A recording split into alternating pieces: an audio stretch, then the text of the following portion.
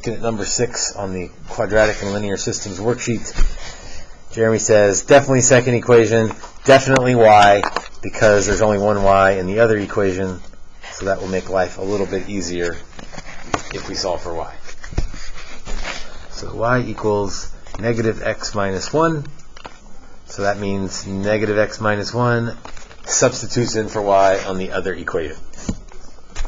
So x squared minus x minus 2 times negative x minus 1 minus 14 equals 0.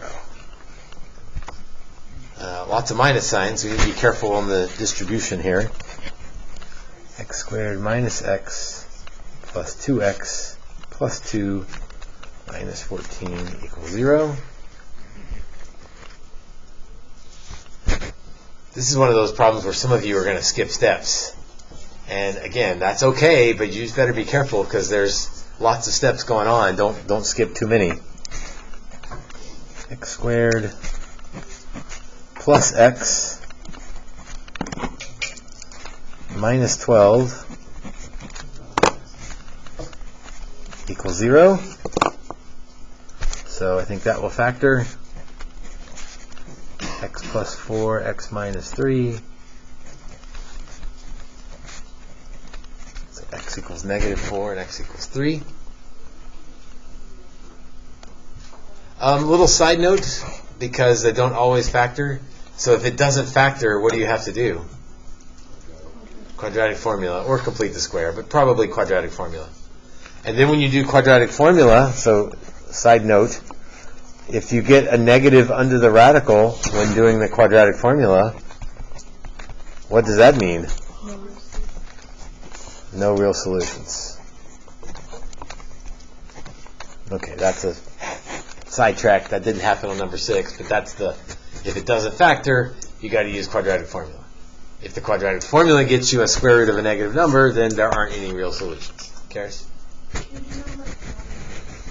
Yeah, let's finish number 6. So y equals negative x minus 1. So 4 minus 1 is 3. So negative 4, 3. And then negative 3 minus 1 is negative 4. So 3, negative 4. So interesting combination of numbers there. But 2 solutions. That's okay. We're used to 2 solutions.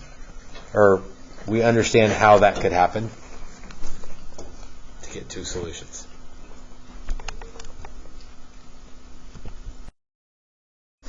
All right, number 11.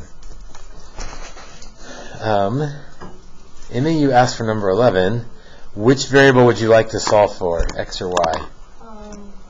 Like y equals negative 3. Yeah, that way it'll make our life easier later. So y equals 3x minus 3. Add the y over and then subtract 3 over. Y equals 3x minus 3. So now I will substitute 3x minus 3 in for y.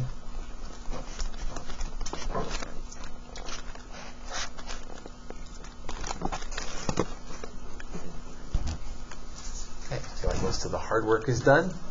Now let's distribute minus signs and combine like terms.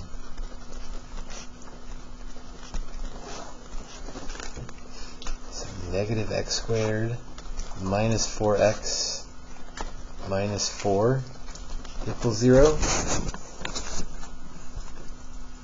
I don't like a lead term that's negative, so let's make this x squared plus 4x plus 4 equals 0. So that factors x plus 2 and x plus 2. X equals negative 2. That's kind of a special type solution. You remember what we called that? The double root. I don't know that it matters a whole lot for this particular application, but lots of times it's helpful to remember that, or to recognize a double root when it happens. Y coordinate is 3x minus 3, so we plug in negative 2. 3 times negative 2 minus 3 would be negative 9. So my answer is negative 2, negative 9.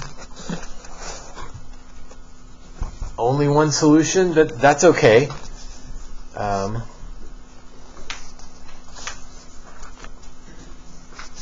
It would look something like that, which actually is kind of reminiscent of what a double root does. A double root bounces, and so that makes sense. That double root led to one solution rather than two solutions. Again, you don't have to understand all of that, but I think it helps make sense of your answer if you do understand what's going on.